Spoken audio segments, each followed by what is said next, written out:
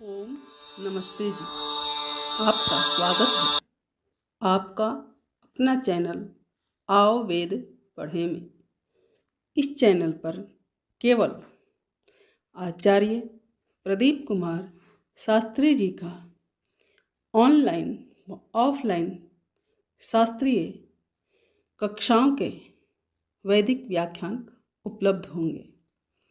अपने चैनल पर आने वाले वीडियो की सूचना पाना चाहते हैं तो लाइक और सब्सक्राइब करें तथा घंटी के बटन को दबाएं, जिससे कि वीडियो अपलोड होते ही सबसे पहले सूचना पा सकें। वेद पढ़ें पढ़ाएं, सुने सुनाएं, वेद का संदेश घर घर पहुँचाएं। ऋषि ऋण को चुकाएं, अपना कर्तव्य निभाएं, जीवन सफल बनाएं।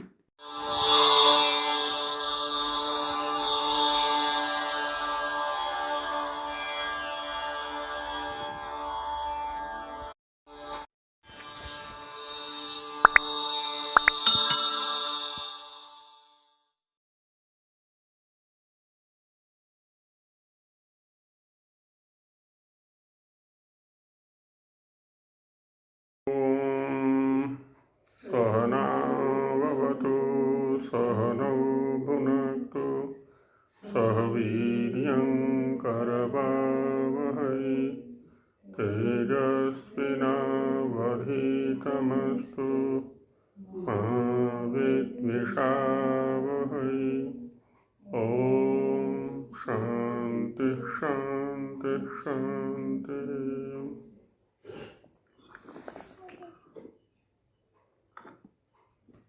वेद जो कि संपूर्ण ज्ञान का मुख्य आधार है।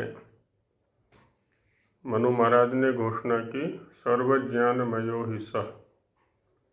जो वेद है ये सर्वज्ञानमय है, संपूर्ण ज्ञान इसके अंतर्गत है।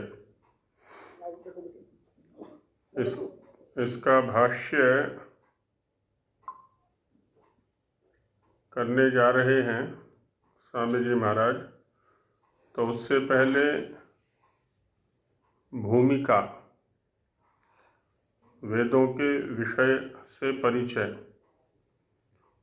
और मुख्य रूप से ऐसे विषय जिनका कि मानव मात्र के जीवन से संबंध है। स्वामी जी महाराज ने आरंभ भी उसी प्रकार से किया।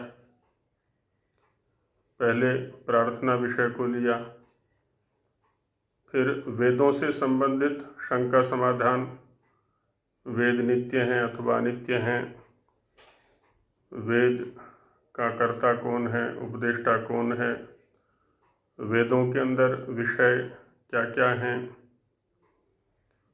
इन सब पर चर्चा करते हुए हमारे लिए मुख्य विषय क्या है। क्योंकि यदि हमें अपने प्रधान विषय का निश्चय हो जाता है, अपने मार्ग का निश्चय हो जाता है, तो चलने में सुविधा हो जाती है, यात्रा में सुविधा हो जाती है, सरलता हो जाती है। तो उपयोगी विषयों पर चर्चा करते करते उपासना विषय पर चर्चा की गई, जो कि हमारे इस मनुष्य जीवन का प्रधान विषय है, प्रधान साधन है इस जीवन यात्रा का, और लक्ष्य है मुक्ति। कुछ आनुषंगिक विषयों पर भी चर्चा की गई। स्वामी जी महाराज ने जहाँ जहाँ इस मुक्ति विषय को उठाया, वहीं साथ में अभ्युदय को भी रखा है। और ये स्वामी जी महाराज की अपनी कोई अपूर्व चिंतन नहीं है, अभी तो जहाँ जहाँ भी वैदिक वाङ्मय में हम देखते हैं, वहाँ सर्वत्र ही निश्रेयस के साथ में अभ्युदय, परमार्थ के साथ में व्यवहार, क्योंकि व्यवहार के बिना परमार्थ की सिद्धि होना अशक्य है। इसलिए उपनिषदों ने भी अपरा और परा दो विद्याओं की चर्चा की। अपरा विद्या को साधन के रूप में रखा, परा को साध्य के रूप में रखा। दोनों पर ही कार्य करने की आवश्यकता है। इस शरीर को, परिवार को, समाज को स्वस्थ रखते हुए हम परमार्थ सिद्धि के अधिकारी बने। यही वैदिक वाङ्मय का मुख्य उद्देश्य है। मुक्ति के विषय में अनेक भ्रांतियां हैं, जैसे उपासना के विषय में है। मुक्ति कोई लोक विशेष है, ऐसी भी मान्यता है। गोलोक है, वैकुंठ लोक है, और न जाने अनेक अनेक लोक अपने अपने संप्रदाय में माने हुए हैं। मुक्ति शब्द स्वयं बता रहा है अपने स्वरूप को, और हमारी जो गतिविधियां हैं, हमारी जो प्रवृत्तियां हैं, वो भी बता रही हैं कि मुक्ति का तात्पर्य क्या है। मुक्ति शब्द का यदि सीधा सीधा अर्थ देखें तो छूटना, मुचलरी विमोचने, है ना। तो मुच धातु जो है ना, छूटने अर्थ में आता है। जैसे बाणम मुंचति, है ना, बाण को छोड़ता है। तो धनुष से बाण को अलग करता है। धनुष के साथ संयुक्त था पहले, अब अलग हो गया वो, तो मुंचति वहाँ प्रयोग आता है। मुंचति क्रिया की सफलता के लिए ये ज्ञान आवश्यक है कि हमें पता होना चाहिए कि हमारा बंधन क्या है, बंधन का हेतु क्या है। छूटेंगे तो तभी ना हम। लगभग सभी को पता है, किन्हीं को ज्ञानपूर्वक पता है, किन्हीं को अज्ञानपूर्वक पता है। हम अपनी गतिविधियों का अध्ययन करें।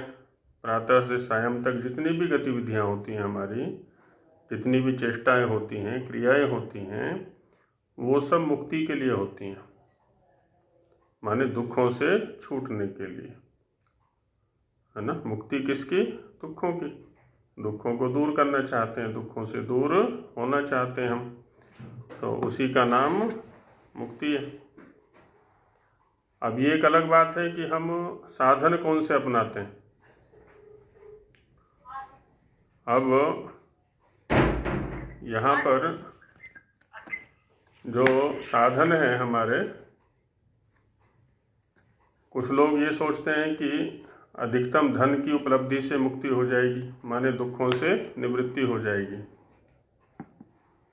तो वो धन की उपलब्धि के लिए यत्न करते हैं प्रातः से सायं तक। कुछ लोग सोचते हैं कि केवल धन से नहीं, अपितु धन के माध्यम से भौतिक संसाधन एकत्रित किए जाएं, तो उन भौतिक संसाधनों से हमारे दुखों की निवृत्ति हो जाएगी। तो वो अधिकतम संसाधनों को एकत्रित करने का प्रयास करते हैं। कुछ लोग सोचते हैं कि अधिकतम बल अर्जित किया जाए, शरीर में जितना अधिकतम बल होगा उतना अधिक सुख होगा, तो वो बल अर्जित करते हैं, बल के लिए प्रयास करते हैं। दूसरे हैं विद्या के लिए प्रयास करते हैं, नौकरी के लिए प्रयास करते हैं, व्यापार के लिए प्रयास करते हैं, खेती के लिए प्रयास करते हैं, कुछ मजदूरी कर रहे हैं, है ना। तो जितने भी छोटे से लेकर के बड़े तक, और देखा जाए तो प्राणी मात्र में ये वृत्ति दिखाई पड़ती है, हर कोई दुखों से छूटने के लिए यत्नशील है। अलग अलग परिस्थितियों में अलग अलग प्रकार के दुख उनके पास हो सकते हैं, और अपने अपने बौद्धिक स्तर के आधार पर वो उनसे छूटने का यत्न भी करते हैं, साधनों को अपनाने का प्रयास भी करते हैं। वो छूटते हैं नहीं छूटते हैं वो एक अलग पक्ष है, लेकिन ये तो एक मान्य पक्ष है सभी के लिए, प्राणी मात्र के लिए, कि हम सभी दुखों से छूटना चाहते हैं, अर्थात हम सभी मुक्ति चाहते हैं। मुक्ति का साधन क्या है, इसकी चर्चा हम पीछे कर चुके हैं, है ना, उपासना प्रकरण में, और भी पीछे वेद विषय विचार के प्रसंग में, और अनेक बार इसकी चर्चा आ चुकी है कि इसके साधन क्या है। अब उसके स्वरूप पर यहाँ चर्चा की जाएगी मुख्य रूप से। अज्ञान के वशीभूत होकर के हम जिन साधनों को मुक्ति के साधन समझते हैं वो वस्तुतः बंधनों को और अधिक प्रगाढ़ कर देते हैं और अधिक कष्ट देते हैं बंधनों को वो। और इसी में, इन बंधनों में ही, बंधन के साधनों में ही जकड़े हुए हम शरीरांतरों को प्राप्त करते रहते हैं। जैसी जैसी हमारी अभिलाषाएं होती हैं, इच्छाएं होती हैं, कामनाएं होती हैं, उनको जीते हुए शरीरांतरों को प्राप्त करते रहते हैं। कभी कोई शरीर, कभी कोई शरीर, कभी कोई शरीर, और अधिक दुखी होते हैं ना। एक सामान्य सिद्धांत है कि दुखाद उद्विजते लोकः सर्वस्य सुखम ईप्सितम्। ये सारा का सारा संसार दुख से उद्विग्न है, परेशान है, और क्या करता है, सर्वस्य सुखम ईप्सितम्। सुख हर कोई चाहता है कि सुख मिल जाए, जैसे भी मिल जाए, जहाँ से मिल जाए। साधन ठीक से नहीं अपना पाता। और दूसरी बात यह है कि कुछ लोग कहते हैं कि ये सदा मुक्त है, तो मुक्त स्वभाव भी नहीं हो सकता। मुक्त स्वभाव हो तो मुक्ति के लिए यत्न क्यों करे। और दुख स्वभाव यदि होवे, ये बद्ध स्वभाव होवे, तो ऐसा भी नहीं है, फिर भी मुक्ति के लिए यत्न नहीं करेगा। लेकिन ये तो हमने भी देखा है ना, यहाँ पर छोटे छोटे प्रयत्नों से छोटे छोटे सुख हमें मिल जाया करते हैं। भूख लग रही है, बड़ी तीव्र भूख है, बड़े परेशान हो रहे हैं, प्रयत्न किया, भोजन मिल गया तो सुख की प्राप्ति हो गई हमें। ठंड लग रही थी, बहुत अधिक प्रयत्न किया, परिश्रम किया, वस्त्र मिल गए, पहन लिए हमने, ओढ़ लिए, ठंड से त्राण हो गया। या अग्नि सेक ली हमने तो ठंड से रक्षा हो गई, तो सुख मिल गया। ऐसे तो बहुत सारे स्थितियां हमारे जीवन में आती रहती हैं। तो स्वभावतः ये न मुक्त है न बद्ध है ना, ऐसा हम ले सकते हैं यहाँ पर व्यावहारिक स्तर पर। नैमित्तिक स्थिति बनती है जो बंधन की है ना। प्रकृति के निमित्त से बंधन की अनुभूति होती है, और परमेश्वर के निमित्त से, परमेश्वर के संबंध से मुक्ति की। क्योंकि प्रकृति परिवर्तनशील है, विनाशी है, उत्पन्न होना, नष्ट होना इसका स्वभाव है। अब इसके साथ जब हमारा संबंध बनता है तो हम भी ये सोचने लगते कि मर रहे हैं, जी रहे हैं, मर रहे हैं, उत्पन्न हो रहे हैं, यही सब चल रहा है हमारा भी। प्रकृति में घटने वाली घटनाओं को हम अपने साथ जोड़ लेते हैं। और जब एक मुक्त के साथ जुड़ा करते हैं हम, मुक्त का सानिध्य हमें मिलता है, परमेश्वर का सानिध्य मिलता है, तो वहाँ उसके जैसे आरोप अपने अंदर कर लिया करते हैं। लेकिन दोनों ही अवस्थाओं में, चाहे हमारा संबंध प्रकृति के साथ हो, चाहे परमेश्वर के, हम स्वतंत्र हैं, है ना। जीव स्वतंत्र है, क्योंकि तीनों अनादि सत्ताएं हैं, परमेश्वर की भी, प्रकृति की भी और जीव की भी। कर्म करने में स्वतंत्र हैं, प्रकृति के साथ संबद्ध होकर के कर्म करते मुक्ति के अनुकूल धीरे धीरे धीरे धीरे मुक्ति में पहुंच जाते हैं। वहाँ रहते हुए भी क्योंकि स्वतंत्र हैं, स्वतंत्र कर्ता, ऐसा ऋषियों ने कहा है। कुछ ऐसे कर्म कर बैठते हैं, फिर से शरीर धारण करना पड़ता है हमें, और ये चक्र निरंतर चलता रहता है। अब आगे स्वामी जी महाराज इसी विषय का प्रतिपादन करते हैं। हालांकि वैदिक वाङ्मय में सीधा सीधा मुक्ति या मोक्ष शब्द उपलब्ध नहीं है वेदों के अंदर, लेकिन अमृत शब्द उपलब्ध है। बंधन के लिए मृत्यु शब्द उपलब्ध है ना। जैसे तमेव विदित्वाति मृत्युमेति, नान्यः पंथा विद्यते यनाय। तो निःश्रेयस और अभ्युदय शब्द तो है ही, अपवर्ग शब्द भी है ना, हान आदि आदि हैं, ब्रह्मलोक है, अत्यंत पुरुषार्थ शब्द दर्शन में आया हुआ ही है, शाश्वत सुख भी इसके लिए बोल दिया है, शाश्वत लंबा चलने वाला। स्वामी जी कह रहे कि एवं परमेश्वरोपासनेन, इस प्रकार, किस प्रकार, जैसा कि पूर्व प्रकरण में चर्चा की गई है उपासना के प्रकार की, कि एवं परमेश्वरोपासनेन, इस प्रकार परमेश्वर की उपासना से, परमेश्वर की उपासना साधन है, क्या होता है, अविद्या अधर्माचरण निवारणात्। जब हम परमेश्वर की उपासना करते हैं, परमेश्वर की उपासना से तात्पर्य है परमेश्वर के प्रति प्रीति होना और उसी की आज्ञा का पालन करना। और वैसे देखा जाए ना, जिसके प्रति प्रीति होती है उसी की आज्ञा का पालन करते हैं हम। जब प्रकृति से प्रीति है तो उसके अनुकूल बरतते हैं, ईश्वर से प्रीति हो जाएगी तो उसके अनुकूल बर्ताव करेंगे। इसलिए स्तुति को पहले रखा है स्वामी जी महाराज ने कि पहले ईश्वर की स्तुति होनी चाहिए, गुण कीर्तन होना चाहिए। गुण कीर्तन होगा तो फिर उसके प्रति प्रीति बढ़ेगी, प्रीति बढ़ेगी तो उसकी आज्ञा का पालन करने की वृत्ति हमारी बनेगी। ये उपासना है। और जैसे जैसे हम उसके प्रति प्रीति को बढ़ाएंगे, उसकी आज्ञाओं का पालन करेंगे, तो क्या होगा, अविद्या अधर्माचरण निवारणात्, अविद्या की निवृत्ति हो जाएगी। अविद्या हटेगी, विद्या बढ़ेगी, अधर्माचरण हटेगा, धर्माचरण बढ़ेगा। धर्माचरण पर हमने चिंतन किया था पीछे, प्रत्येक क्रिया को करने के समय हम उसके परिणाम को देखेंगे, उसके हेतुओं को देखेंगे। मैं इस क्रिया को क्यों कर रहा हूँ, किस लिए कर रहा हूँ, इसका परिणाम क्या है, इसका फल क्या है।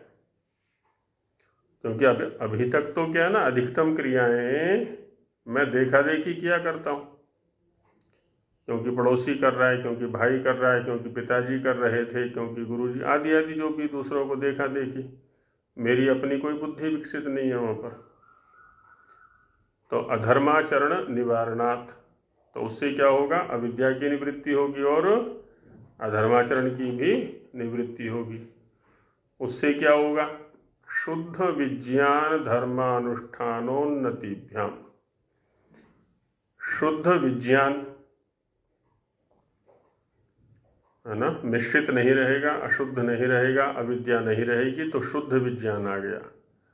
शुद्ध विज्ञान और धर्मानुष्ठान होगा फिर, क्योंकि जैसे जैसे विज्ञान बढ़ता है, विद्या बढ़ती है, तो धर्मानुष्ठान भी बढ़ेगा। अब तो ज्ञानपूर्वक क्रियाएं की जाएंगी ना सारी की सारी, अभी तक तो अज्ञान मूलक थी। अभी तक हम विनाश को ही विकास समझ रहे थे, है ना। अधिक से अधिक सुविधाएं जिनको हम समझे थे, अब आगे आगे वो दुविधाएं समझ में आएंगी कि भाई सुविधाएं नहीं है, ये तो दुविधाएं हैं, हम तो अज्ञान में पड़े थे। तो होगा क्या, आगे से आगे उन्नति होगी फिर, है ना, शुद्ध विज्ञान से और धर्मानुष्ठान से। और जब उन्नति होगी तो जीवो मुक्तिम प्राप्नोति, जीव जो है सर्वविध दुखों से मुक्ति को, मोक्ष को, निःश्रेयस को, है ना, अपवर्ग को प्राप्त कर लेता है। अपवर्ग भी यही होता है, अपवर्जनम, अपवर्गः, अप कहते हैं दूर, वर्जन माने हटा देना, है ना, दूर हट जाना या दूर हटा देना किसी चीज को, तो वो होता है अपवर्जन या अपवर्ग।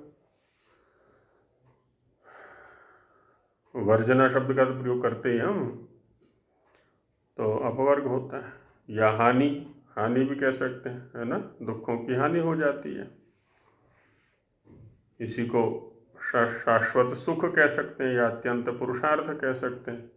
अत्यंत पुरुषार्थ माने अब इसके आगे और कोई पुरुषार्थ शेष नहीं है, दुखों की निवृत्ति ही अंतिम पुरुषार्थ है। तो मुक्तिम प्राप्नोति इति अथात्र योग शास्त्र से प्रमाणानि। अब फिर से हम योग दर्शन के माध्यम से इस मुक्ति के स्वरूप पर चर्चा कर रहे हैं। तो योग दर्शन के प्रमाण आगे दिखाते हैं इसमें। तद्यथा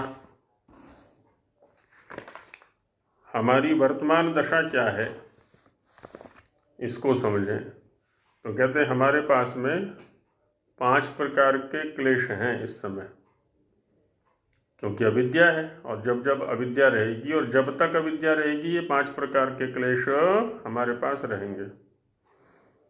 ईश्वर स्तुति प्रार्थनोपासना मंत्र में जो प्रथम मंत्र है ना, वो भी यही कह रहा है।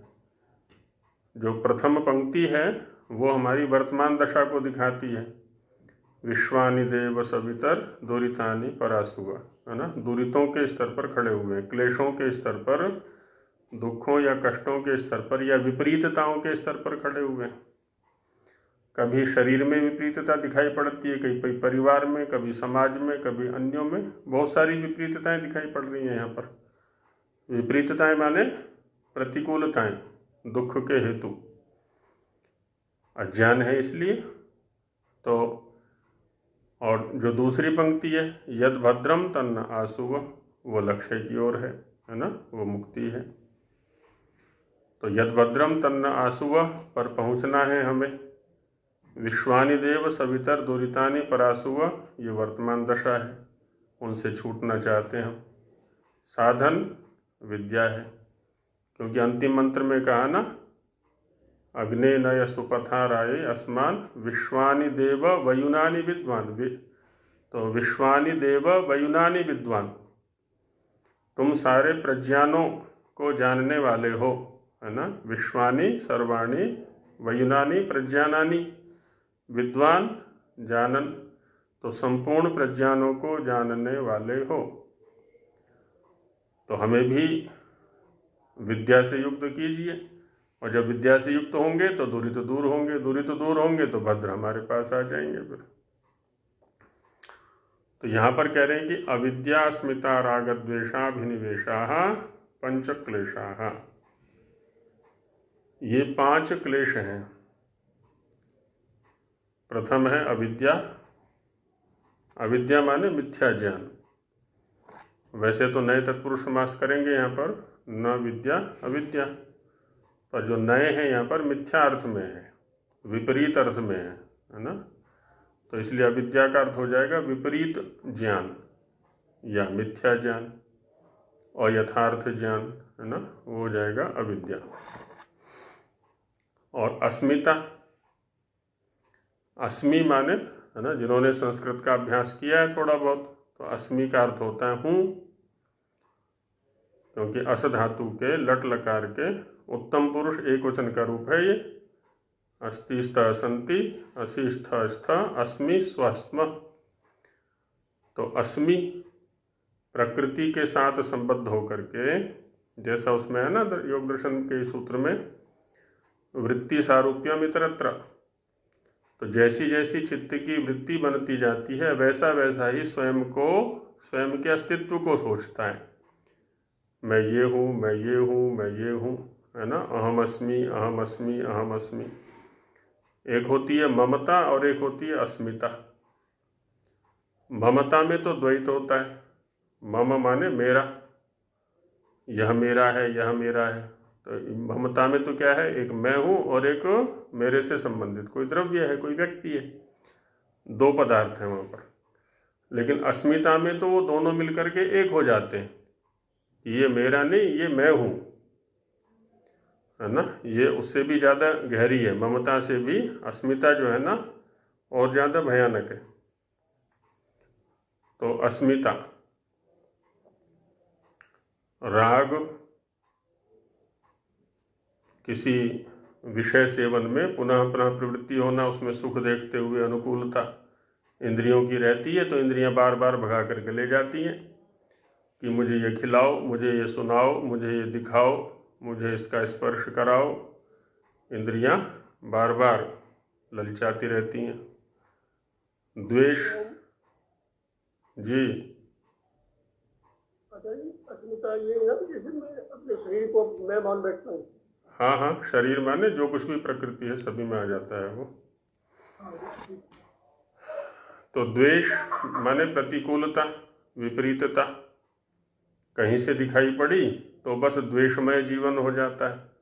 अब या तो ये नहीं या फिर मैं नहीं, इसको नष्ट करके रहूँगा, इसको समाप्त करके रहूँगा। अभिनिवेश जो मृत्यु का दुख है ना, एक स्थिति हमारी, एक चिंतन हमारा ये चलता रहता है हमेशा कि ऐसा कभी भी न होवे कि मैं न रहूं, इन वस्तुओं के साथ में मेरा संबंध सदा बना रहे। लेकिन ये भय हमेशा बना रहता है कि एक न एक दिन छूट जाएंगे, कहीं छूट ना जाएंगे। तो इसलिए क्या पकड़े रहता है हर समय, शरीर को भी पकड़े रहना चाहता है हर समय, सारे संबंधों को भी पकड़े रहना चाहता है, सारे वस्तुओं को भी पकड़े रहना चाहता है, और छूटने का भय बना रहता है हमेशा। भर्तृहरि महाराज ने भय के ऊपर चिंतन दिया ना, भोगे रोग भयम कुले च्युति भयम। भोगों में, भोगों के साधनों में है ना, भोगते रहते हैं, वहाँ रोग का भय बना रहता है कि ज़्यादा भोगेंगे तो शरीर रोगी हो जाएगा। कुले च्युति भयम, और परिवार के अंदर च्युति माने छूटने का भय बना रहता है। प्रतिदिन देख रहे हैं, कभी कोई मृत्यु मुख में चला गया, कभी कोई चला गया, कभी कोई चला गया। अभी पीछे महामारी चली थी तो एक ही वर्ष में कई चले गए किसी किसी परिवार में से। तो ये बना रहता है भय। तो वहाँ पर अंत में कहा है कि वैराग्य में वा भयम, एकमात्र वैराग्य ही ऐसी चीज है जिसमें कि कोई भय नहीं है, सर्वथा भय रहित है। माने राग रहित हो जाए, जहाँ जहाँ भी राग रखेंगे हम, वहाँ वहाँ भय अवश्य होगा, छूटने का भय रहेगा वहाँ पर। और इसमें जो प्रथम है ना, ये अविद्या, पांचों में से जो पहली है अविद्या, ये माँ है उत्तरवर्ती चारों की, जननी है ये। उसमें वो कहा जाता है ना कि माँ का बच्चा है, पहली बार वो चोरी करके लाया, माँ ने चुपचाप रख लिया उसको। बच्चे ने किसी को अभद्र शब्द कहे, माँ ने हंस करके उसका समर्थन कर दिया। और भी इसी प्रकार की कुचेष्टाएं हैं। तो आगे बढ़ते बढ़ते क्या होता है, उसकी कुचेष्टाएं बढ़ती हैं, चोरियां बढ़ती जाती हैं, तो वो अंतर्राष्ट्रीय स्तर का डाकू बन जाता है या आतंकवादी बन जाता है। माँ ने ही तो प्रशिक्षण दिया, माँ ने ही तो शह दी इसको। और यदि माँ उसी समय नियंत्रण कर देती, अथवा माँ पर नियंत्रण कर दिया गया होता, इसलिए कहा जाता है ना कि महिला का पढ़ना अत्यंत आवश्यक है, महिला का शिक्षित होना अत्यंत आवश्यक है, सच्चरित्र होना अत्यंत आवश्यक है। माँ सच्चरित्र होगी तो सारा समाज सच्चरित्र हो जाए, क्योंकि पहली पाठशाला तो माँ की ही पाठशाला लगती है बच्चों के लिए। तो माँ का शिक्षित होना आवश्यक है। तो वैसे यहाँ पर भी अविद्या ये जड़ है, आधार है अस्मिता, राग, द्वेष और अभिनिवेश का। तो अविद्या को सुधारा जाए, अविद्या में से अ को हटाया जाए, विपरीतता को हटाया जाए, तो बाकी जो चार हैं वो स्वतः हट जाएंगे। जब गाय या भैंस या पशु को खरीदा जाता है ना, वो जानते हैं जो पशु के व्यापारी हैं, गाय कुछ अनाड़ी सी होती है, नटखट सी होती है, इधर उधर उछल कूद मचाती है, कभी इधर भागती है कभी उधर भागती है। कहते हैं इसका जो बच्चा है ना, इसको लेकर के चलो आगे आगे, गाय अपने आप आ जाएगी। तो यहाँ पर अविद्या को मिटाएं, ये चारों अपने आप मिट जाएंगे। अविद्या इनकी अग्रणी है, नेता है। तो अविद्या क्षेत्रम उत्तरेशाम, क्षेत्र किसको कहते हैं, खेत जहाँ पैदावार होती है ना, फसल पैदा होती है, उसको क्षेत्र बोलते हैं। तो अविद्या उत्तरवर्ती इनका क्षेत्र है, इनकी भूमि है। अविद्या से ही ये सब उत्पन्न हुआ करते हैं। और ये जो चार है ना, ये चार भी 4 प्रकार के होते हैं। कैसे? प्रसुप्त तनु विच्छिन्न उदाहरणाम। प्रसुप्त दशा में होते हैं, तनु दशा में, विच्छिन्न दशा में और उदार दशा में। आ गया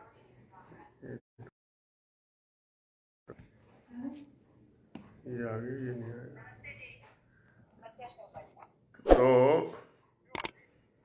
आ जाते हैं इतिहास में विश्वामित्र आदि के उदाहरण सुनाए जाते हैं कि खूब लंबा तप किया। सबका जो क्षेत्र है, उत्पत्ति स्थल है, वो है अविद्या, और ये 4 दशा में रहते हैं हमारे पास।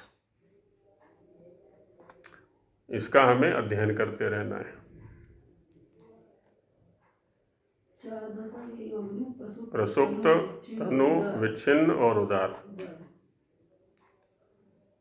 अविद्या क्या है? अविद्या का भी स्वरूप दिखा देते हैं। पकड़ में किसी किसी को आता है, जब नित्य अभ्यास करते हैं ना, तब पकड़ में आया करता है। नहीं तो प्रायः करके जो ऐषणाएं है ना, वो हावी रहती हैं हमारे पास ऊपर। वित्तेषणा है, धन अधिकतम होना चाहिए हमारे पास, हम सबसे अधिक धनी कहलाएं। लोकेषणा है ना, मुझे अधिकतम लोग जाने, अधिकतम लोगों तक मैं पहुंचूं, यश की इच्छा रहती है, और उसके लिए सारे हथकंडे अपनाया करते हैं। पुत्रेषणा होती है कि मरने के बाद भी मुझे लोग जाने, ऐसा कुछ किया जाए। संतान को उत्पन्न करता है, चेले चेली बनाता है, भवन बनाता है ना। किसने बनाया जी? उसने बनाया, ये उसका बना, आदि आदि। तो इनके वशीभूत हो करके सांसारिक चक्रों में लगा रहता है वो। चरक में प्राणैषणा कहा हुआ है, जीने की इच्छा। तो अविद्या का स्वरूप क्या है? अनित्या शुचि दुखानात्मसु नित्य शुचि सुखात्मक ख्यातिर अविद्या। यथासंख्यम अनुदेश समानम, है ना। वैयाकरणों का एक सिद्धांत है कि जब समान संख्या वाले 2 पदार्थ बताए गए हों तो उनमें यथासंख्य संबंध लगा लेना चाहिए, यथाक्रम संबंध लगा लेना चाहिए। अब जैसे यहाँ पर अनित्य, अशुचि, दुख और अनात्मा 4 पदार्थ हो गए। आगे भी 4 हैं, नित्य, शुचि, सुख और आत्मा। तो इनको यथासंख्य है, तो अनित्य का नित्य के साथ संबंध, अशुचि का शुचि के साथ, दुख का सुख के साथ और अनात्मा का आत्मा के साथ। तो कैसे संबंध लगाएं? विभक्तियां अलग अलग हैं दोनों में। तो पहले में सप्तमी बहुवचन का है, तो अनित्य नित्य ख्याति। ख्याति माने ज्ञान, अनित्य में नित्य का बोध होना, ये क्या है? अविद्या। इस शरीर को नित्य मान बैठे हैं हम, संपत्ति को नित्य मान बैठे हैं, संबंधों को नित्य मान बैठे हैं, प्रकृति से जो कुछ उपलब्ध हो रहा है उसको नित्य मान बैठते हैं, आदि आदि जो भी है। तो अनित्य में नित्य की ख्याति होना, है ना। अनित्य में अनित्य को नित्य समझना, ये अविद्या है। और अशुचि को शुचि समझना, ये भी अविद्या है। अशुचि को शुचि समझ लेते हैं हम। शरीर आदि का ही उदाहरण प्राय दिया जाता है, कितना मलिन है ये, अंदर से भी बाहर से भी। धोते रहते हैं, साफ करते रहते हैं, साबुन से, औषधियों से, और न जाने क्या क्या, एक से बढ़कर एक वस्त्र पहनाने का प्रयास करते हैं, लेकिन फिर भी गंदा हो जाता है ये, और हम इसको शुचि समझे बैठे रहते हैं। तो अशुचि में शुचि भाव करना, दुख में सुख भाव करना। कई परिवारों में देखा है, परेशान है वहाँ पर, लेकिन फिर भी वही अच्छा लग रहा है, बस लड़ना झगड़ना और न जाने क्या क्या चीज़ें हैं वहाँ पर। तो दुख में सुख भाव करना, अनात्मा में आत्म भाव करना, आत्मख्याति करना, शरीर जो कि आत्मा नहीं है, लेकिन फिर भी इसी को आत्मा समझ बैठते हैं। एक तो दर्शन ही इसके ऊपर खड़ा हो गया है चारवाक, है ना, वो इस शरीर को ही आत्मा कहता है। इस शरीर के अतिरिक्त और कोई आत्मा नामक पदार्थ नहीं है। इसलिए इसी का पालन करो, पोषण करो, जितना हो सकता है खिलाओ पिलाओ, और इसका मरना, इसका छूटना, बस यही मुक्ति है। मुक्ति भी कोई अलग से नहीं है। यावत् जीवेत तावत् जीवेत ऋणम कृत्वा घृतम पीवेत भस्मीभूतस्य देहस्य पुनरागमनम कुतः। तो इस शरीर को ही आत्मा मानते हैं। इसके विपरीत भी हम ले सकते हैं इसको। हालांकि सूत्रकार ने तो यही कहा है कि अनित्य में नित्य ख्याति, अशुचि में शुचि ख्याति, दुख में सुख ख्याति और अनात्म में आत्म ख्याति, ये अविद्या है। इसके विपरीत भी कर लेते हैं हम। नित्य में अनित्य, शुचि में अशुचि, सुख में दुख और आत्मा में अनात्मा। तो ये भी अविद्या, माने विपरीत ज्ञान जो भी है।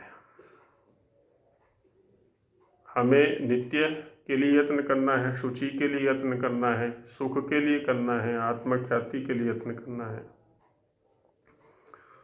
और जिस दिन इस वास्तविकता को हम अपनी चर्या में ले लेंगे, अपने लक्ष्य में ले लेंगे, अविद्या हटेगी और अविद्या हटेगी तो धीरे धीरे उससे उत्पन्न होने वाले जो चार क्लेश हैं वो भी हटते चले जाएंगे।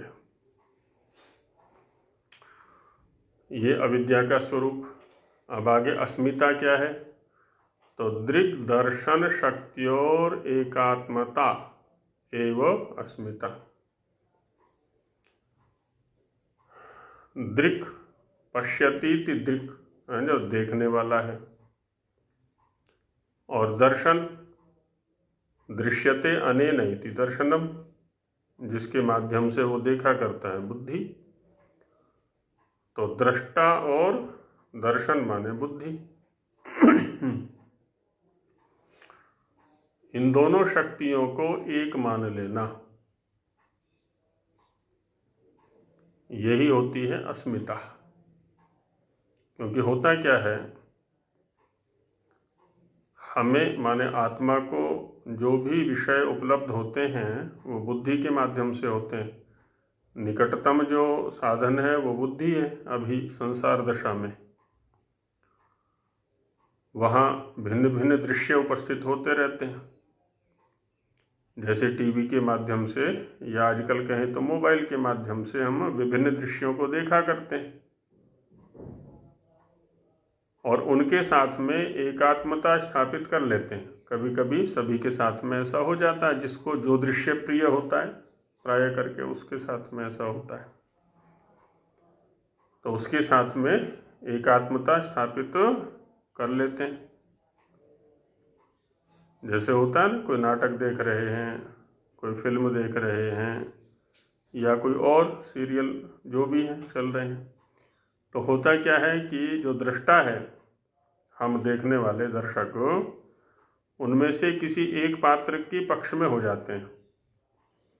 या तो कृष्ण के पक्ष में हो गए, या कंस के पक्ष में हो गए, या तो रावण के पक्ष में हो गए, या राम के पक्ष में हो गए। अब राम का पलड़ा भारी है तो हम में जोश आ जाता है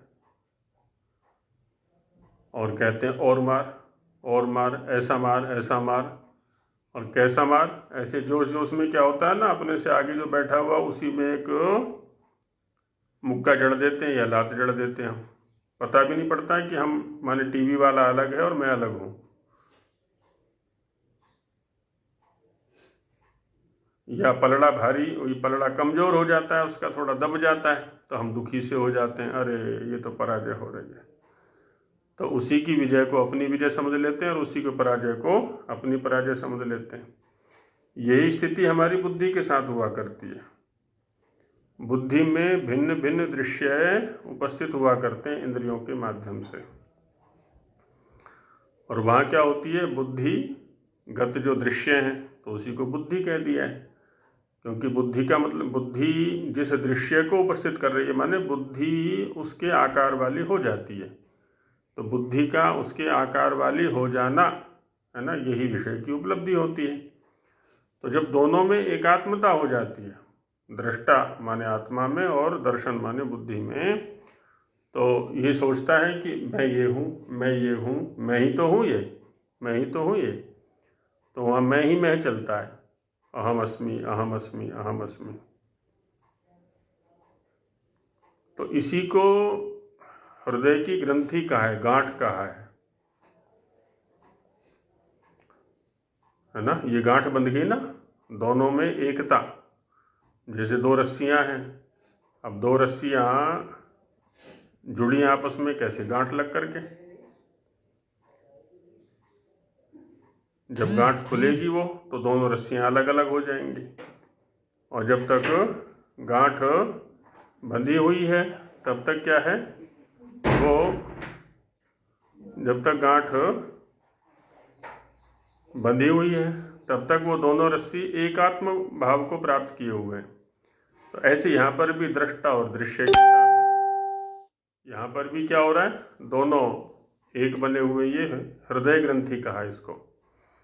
तो इसी के लिए मुंडकोपनिषदकार ने कहा ना, भिद्यते हृदय ग्रंथि छिद्यन्ते सर्व संशया क्षीयन्ते चास्य कर्माणि तस्मिन् दृष्टे परावरे। कि जैसे ही उस परावर जो पर भी है और अवर भी है, इधर भी है और उधर भी है, सूक्ष्म भी है और स्थूल भी है, उसका दर्शन होता है, उस विद्या का दर्शन होता है, विद्या का साक्षात होता है। तो जो हृदय की ग्रंथि है उसके साथ जो जुड़ाव बना हुआ था हमारा, वो अलग हो जाता है। अब कोई संशय भी नहीं रहता। संशय तो तभी तक है जब तक ये गांठ है, गांठ खुली संशय हटे। तो इसलिए कहा कि है ना, दृक् दर्शन शक्तियों, इन दोनों शक्तियों का एकात्मता, एक रूप होना, एक समझा जाना, ये होता है अस्मिता, है ना, अस्मि, है ना, ये भाव है यहाँ पर। ये तो ये भी अविद्या से ही होता है। और राग क्या है, रंज रागी धातु से राग बना हुआ है वैसे तो। अब किसी किसी का होता है ना, किसी रंग विशेष के प्रति राग हो जाता है, मुझे तो इस रंग का कपड़ा चाहिए, इस रंग की जूते या चप्पल चाहिए, इस रंग की चूड़ियाँ चाहिए, इस रंग की बिंदी चाहिए, आदि आदि जो भी है, बैग चाहिए, पर्स चाहिए, पुस्तक चाहिए, या कमरा है तो कमरे के अंदर पैंट ये चाहिए, गाड़ी इस रंग की चाहिए। एक रंग विशेष के प्रति ही राग हो गया, ये अच्छा लगता है। किसी का भोजन विशेष के प्रति हो जाता है, ये अच्छा लगता है, ये अच्छा लगता है। किसी का वस्त्र विशेष के प्रति हो जाता है। ऐसे अलग अलग जो वस्तुएं हैं, है ना, उनके प्रति अपनी अनुकूलता देख लेते हैं हम। और जब अनुकूलता देखते हैं तो उन्हीं को बार बार भोगने की इच्छा करते हैं, प्राप्त करने की इच्छा करते हैं। बस ये जो वस्तु है ना, ये मेरे पास हमेशा बनी रहे और ना आए, बस ये बराबर बनी रहे। तो इसी को कहा कि सुखानुशयी राग, है ना, जिसमें सुख का अनुशय होता है। एक बार भोगा किसी पदार्थ को, उससे अनुकूलता सी लगी इंद्रियों को। अब इंद्रियों ने बार बार मांग करनी आरंभ कर दी कि वो बढ़िया है उसे लाओ, वो बढ़िया है उसे लाओ। तो ये होता है राग उस विषय विशेष के प्रति, है ना। इंद्रियां फिर बार बार मांग करने लगती है हमसे, और हम भी सोचने लगते हैं, हम में से बहुत सारे ऐसे होते हैं ना, यदि ये वस्तु न मिली तो फिर हमारा जीवन क्या है, इस वस्तु से ही तो हमारा जीवन है। कुछ लोग तो ऐसे भी देखे गए कि आत्महत्या तक कर लेते हैं। किसी व्यक्ति विशेष के प्रति या वस्तु विशेष के प्रति इतना राग हो जाता है कि उसके अभाव में, उसके न मिलने पर वो आत्महत्या तक कर लेते हैं। इसके विपरीत स्थिति होती है दुखानुशयी द्वेष। जब दुख का अनुशय होता है, किसी द्रव्य विशेष के प्रति, किसी व्यक्ति विशेष के प्रति कोई प्रतिकूलता का अनुभव हमें हो गया तो बस उससे अप्रीति बन जाती है। द्वेष अप्रीतौ धातु से द्वेष बनता है, तो उसके प्रति अप्रीति, ये नहीं दिखना चाहिए, ये मेरे सामने ना आ जाए, है ना। कोई रंग विशेष, कोई भोज्य पदार्थ विशेष, कोई व्यक्ति विशेष, कुछ भी हो सकता है, तो उसके प्रति हमने क्या है, द्वेष पा लिया, अप्रीति पा ली। तो उस प्रकार के जितने भी पदार्थ हैं बस उनका दर्शन भी हम नहीं करना चाहते, ये भी अविद्या के कारण से ही है। क्योंकि हम ये नहीं सोच पाते ना, संसार के समस्त पदार्थ त्रिगुणात्मक हैं, उसमें राग है, द्वेष है अथवा उदासीनता है। किसी को हम चाहते हैं, किसी को हम नहीं चाहते हैं, और कोई पदार्थ ऐसा है जिसके प्रति हमारा न राग है न द्वेष है, उदासीनता है। तो हमारे मन में भी कुछ के प्रति राग, कुछ के प्रति द्वेष या कुछ के प्रति उदासीनता है, वैसे ही हमारे प्रति भी अन्यों के मन में राग द्वेष या उदासीनता रहती है, और ये प्रकृति के साथ है ना, इसको नहीं हटा सकते। और ये राग द्वेष उदासीनता जो है ना, हमारे प्रति भी बदलती रहती है और हमारे अंदर भी बदलती रहती है दूसरों के प्रति। आज जिससे राग है कल को द्वेष हो जाता है, या आज जिससे द्वेष है कल को राग हो जाता है, या हम उदासीन हो जाते हैं। एक ही घटना के प्रति किसी का राग है, किसी का द्वेष है, किसी की उदासीनता होती है। सड़क पर एक्सीडेंट हो गया, अब जिस व्यक्ति का एक्सीडेंट हुआ है उसके जो प्रियजन हैं, जिनका उसके प्रति राग है, वो रोएंगे, परेशान हो जाएंगे, है ना। और उसी घटना को देख करके एक व्यक्ति को ऑफिस पहुंचना है, गाड़ी से जा रहा है, अब चूंकि एक्सीडेंट सड़क में हुआ है तो मार्ग बाधित हो गया, अरे इसको भी यहीं मरना था क्या, अभी भिड़ना था इसको भी, मेरे तो ऑफिस के लिए देर हो रही है, तो वहाँ द्वेष हो गया उसी के प्रति। तीसरी स्थिति बनती है कि उधर ध्यान नहीं देता, इधर उधर से अपना रास्ता निकाल के चला जाता है आगे, उदासीन है।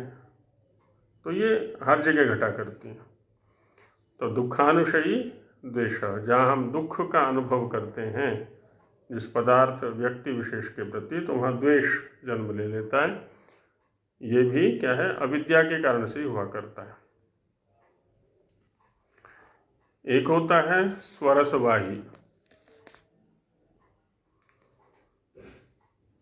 स्वरसवाही में क्या होता है, जो भी संस्कार हमारे चित्त पर पड़े हुए हैं तो उनके वशीभूत होकर के स्वाभाविक रूप से जीवन चलता रहता है।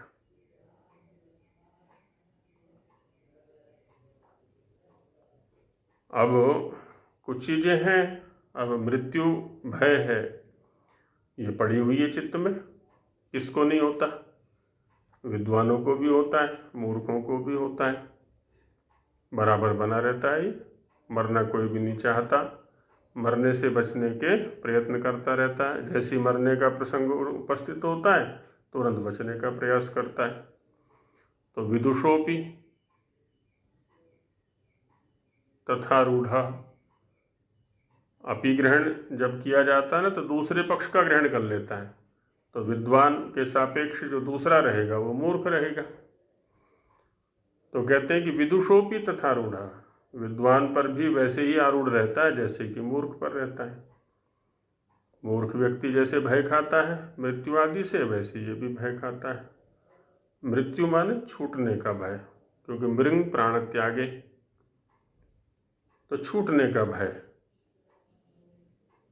तो केवल इस शरीर के ही छूटने का भय नहीं, अभी तो अन्य पदार्थों के भी छूटने का भय, वो भी तो मृत्यु के अंतर्गत ही आ जाते हैं।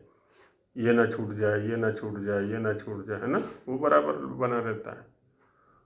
तो इस क्लेश का नाम है अभिनिवेश, अभिनिवेश क्लेश। तो इन चारों जो क्लेश हैं वैसे तो 5 हो गए संख्या में। जननी है इनकी, आधार है इनका अविद्या।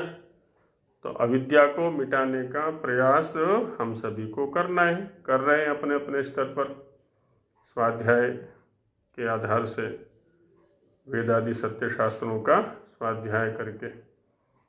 जितना जितना जिसकी उपलब्धि होगी, विद्या में गति होगी, उतना उतना हम इन क्लेशों से दूर हटते जाएंगे